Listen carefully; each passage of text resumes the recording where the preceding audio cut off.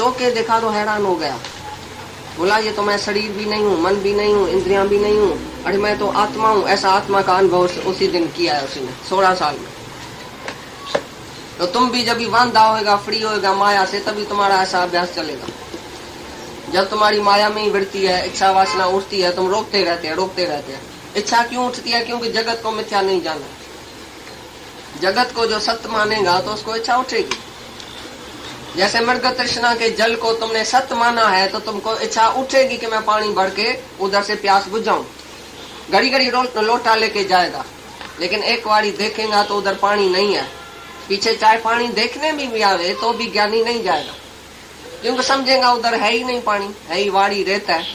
ऐसी तरह से तुमने अच्छी तरह से जब जाना होगा कि जगत मिथ्या है, तो जगत की इच्छा हो सकती है।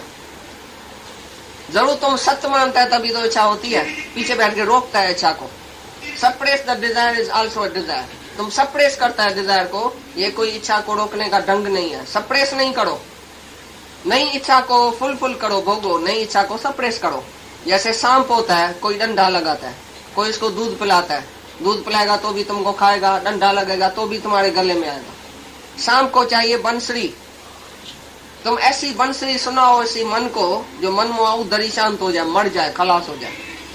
सांप को कैसे वश में किया जाता है? बंसरी उसके सामने चलाता है, पीछे सांप का दांत निकालो, जहर वाला दांत निकालता है, खून निकालता है, कुछ भी करता है, सांप सब कुछ करने देता है, खाली सामने उसके बंसरी चलती रहे। ऐसी तरह से मन के सामने जब आत्मा का गीत है, ये गीत है आत्मा का, गीता मन आत्मा का गीत, मन को तुम आत्मा का गीत सुनाएगा तो ऐसा बेहोश हो जाएगा तो उठने की दिल नहीं होगी। तो इच्छा कैसे उठेगी? जो आत्मा ही देखेगा, आत्मा में ही रमण करेगा, आत्मा में ही मस्त होएगा, उसको इच्छा, स्पर्या, ये मोह, ममता, वासना कैसे उठेगी? जब जगत को मिथ्या जाना। जगत मिथ्या है तो जगत का सुख भी मिथ्या है, तो मिथ्या सुख के पीछे तुम कैसा जाएगा? और ब्रह्म सत्य है तो ब्रह्म का सुख भी सत्य है, तो जरूर सत्य के पीछे तुम जाएगा ना। जब ब्रह्म को सत्य माना तो तुम मिथ्या जगत के पीछे कैसे जाएगा? अगर तुम मिथ्या जगत के पीछे जाता है तो इसका मतलब तुमको ज्ञान नहीं हुआ है ब्रह्म का। सच्चे हीरे को तुमने नहीं जाना है तो पुखराज में जाता है, पूरे हीरे के पास जाता है, पीछे जाता है। जब सच्चा हीरा मिल गया तो झूठा हीरा आप ही गिर जाएगा। खाली जानो सच क्या है, झूठ क्या है, बस जानने की जरूरत है। जो जो जाने तिस सदा सुख होए, जो जो झपे तिसकी गत होए। जो झपता है, कैच करता है गुरु के मुख से, तो मैं कैसे ब्रह्म हूँ, मैं कैसे आत्मा हूँ, उसकी तो गति हो जाती है। नहीं तो अवगत्या बीमारी जो है वो नहीं जाती है। ऐसे आज दूसरा अध्याय पूरा हुआ सुख से निर्विघ्न। सांख्य योग, ज्ञान योग। कर्म में क्यों डालता है? घोर कर्म माना ऐसी युद्ध में, पाप में क्यों मेरे को डालता है? घोर पाप में जाके करूं, युद्ध करूं, सबको मारूं, ऐसा जबरदस्त घोर कर्म में मेरे को क्यों डालता है? तुमने मेरे को ज्ञान सुनाया, अभी मेरे को छुट्टी दियो तो जाके संन्यास लो। बस काय के लिए इतना घोर युद्ध करूं सारी दुनिया से, या अपने वाले से क्यों ऐसा युद्ध करूं? क्यों कर्म करूं? जब कर्म से जास्ती तुम ज्ञान सुनाता है, तो ऐसी बात नहीं है कि कर्म के जास्ती उसने ज्ञान समझाया था 2 अध्याय में। उसने तो कर्म भी समझाया, ज्ञान भी समझाया, निष्काम कर्म की बड़ाई की है 2 अध्याय में। तो भी अर्जुन के मगज में जो था कि मैं लड़ाई नहीं करूं, तो ज्ञान उसको भगवान को बोला, तुमने ही तो बोला ना तो कर्म से ज्ञान अच्छा है। भगवान ने बोला नहीं ऐसा कि कर्म से ज्ञान अच्छा है। वो तो दोनों बातें उसमें दूसरे अध्याय में अच्छी तरह से बताई है, तो भी अर्जुन के मगज में नहीं बैठी। इसके लिए इसने पूछा है, भाई मैं ये कर्म क्यों करूं? तो उसके जवाब में इसने दिया है, भगवान ने बोला है कि आद्य से 2 निष्ठाएं हैं, एक है ज्ञान योग, एक है कर्म योग। तो ज्ञानी जो है वो ज्ञान योग में निष्ठा में रहता है। मन, शरीर और इंद्रियां से जो भी कर्म होता है ऐसा समझता है कि मैं नहीं करता हूँ, प्रकृति अपने अपने नेम में चल रही है, सब इंद्रियां अपने विषय में वर्त रही है, गुण गुण में वर्त रहा है, लेकिन मैं कुछ करता नहीं हूँ। ये करता अपने के अभिमान के सिवाय। ज्ञानी अपने निष्ठा में है, ज्ञानी अपने साखीपणे में है कि मैं कुछ नहीं करता हूँ, मैं आत्मा हूँ, मैं साखी हूँ, मैं दृष्टा हूँ। ये मन, इंद्रियां, शरीर अपने अपने विषय में वर्त रहा है।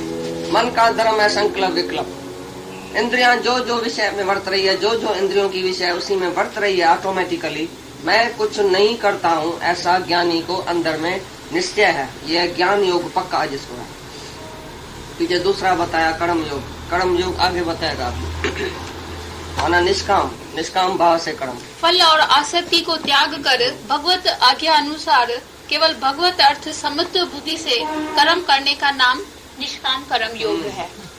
क्या सुना है? भगवत अर्थ सकामी नहीं बताया। तुम जो भी बैठे है वो सकामी है, जो भी तुम कर्म करते हैं वो बंधन में डालने वाला है। सकामी माना फल की इच्छा और अहंकार के सिवाय।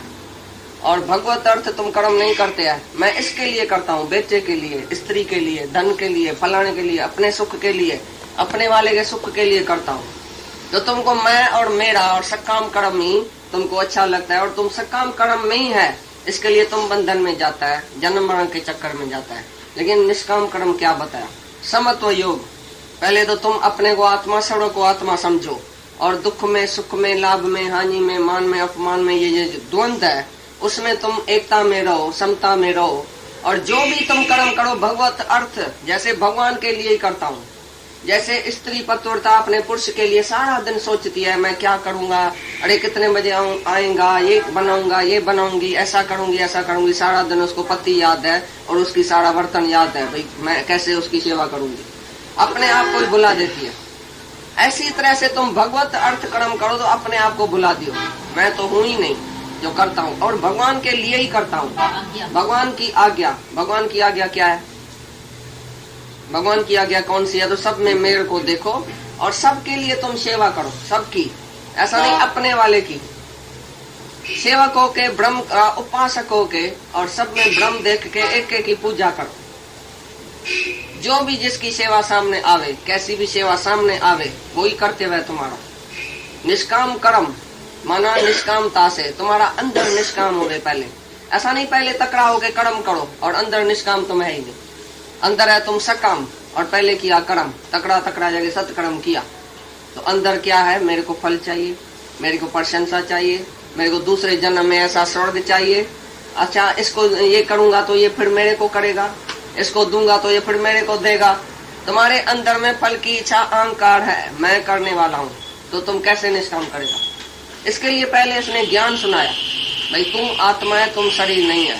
ज्ञान की निष्ठा पक्की करो तो तुम्हारे से जो कर्म होएगा वो निष्काम ही होएगा।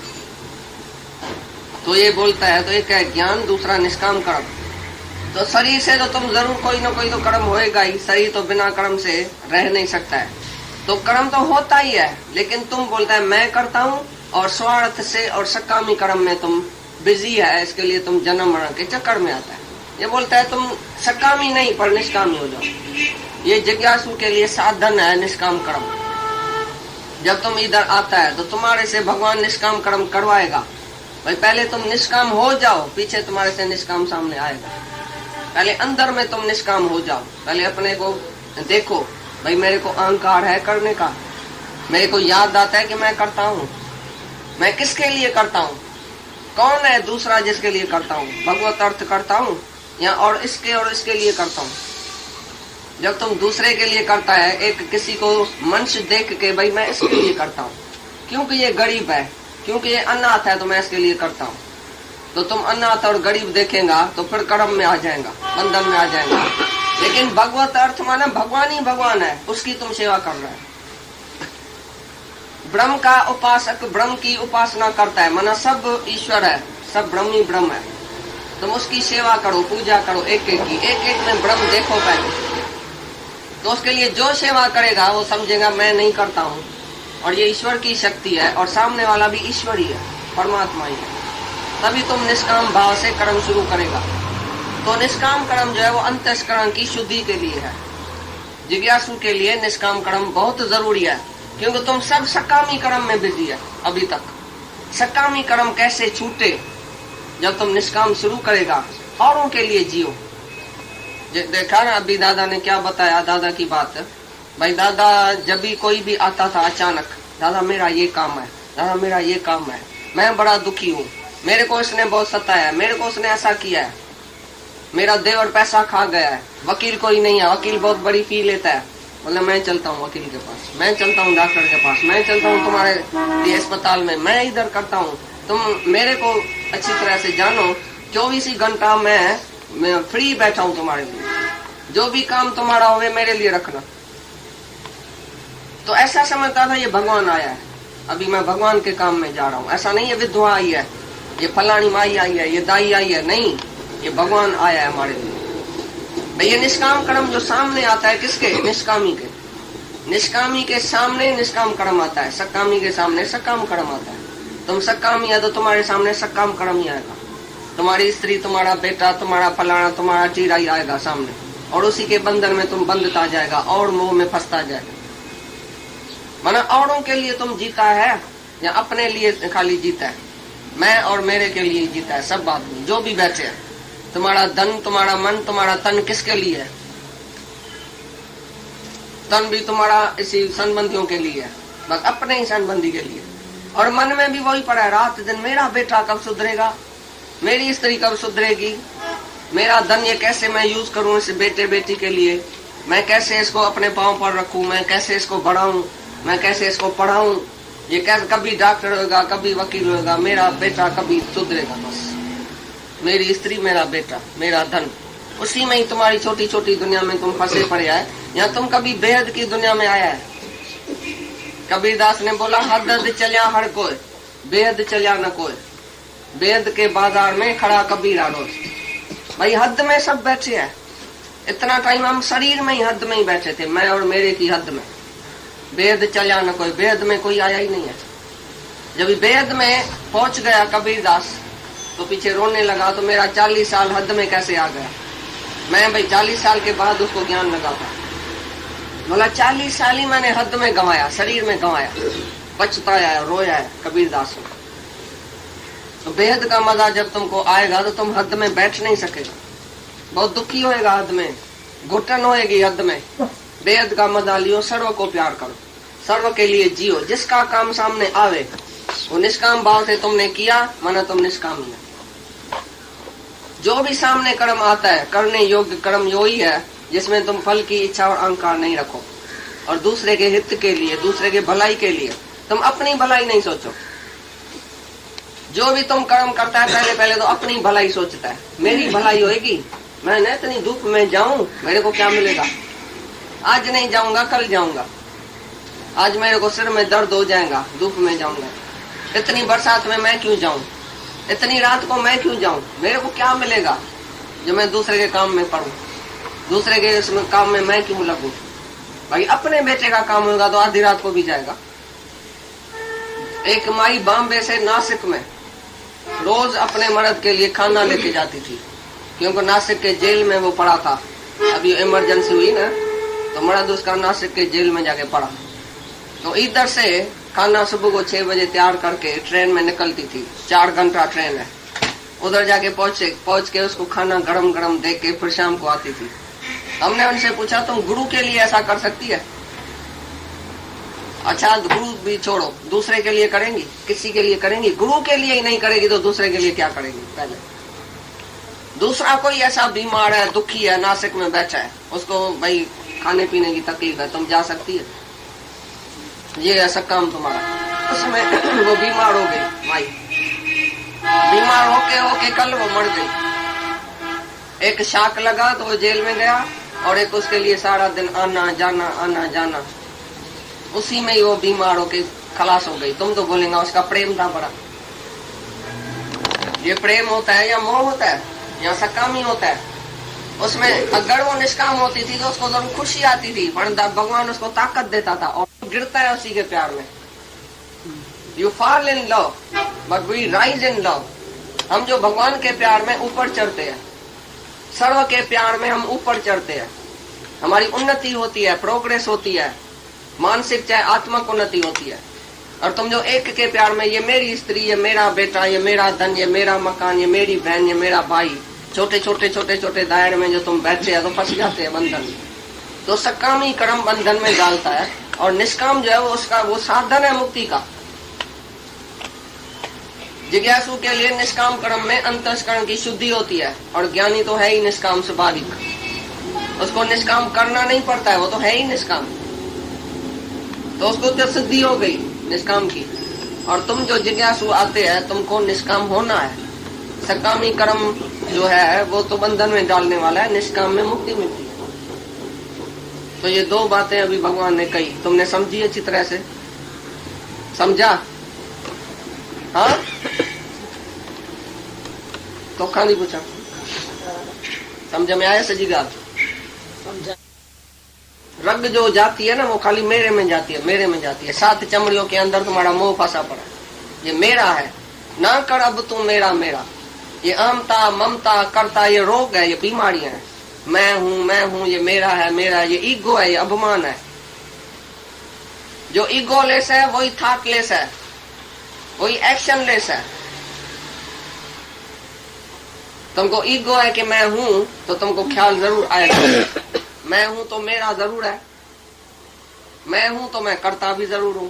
ये 3 रोग तुम्हारा कैसे जाएगा? समत्व योग से, समता भाव।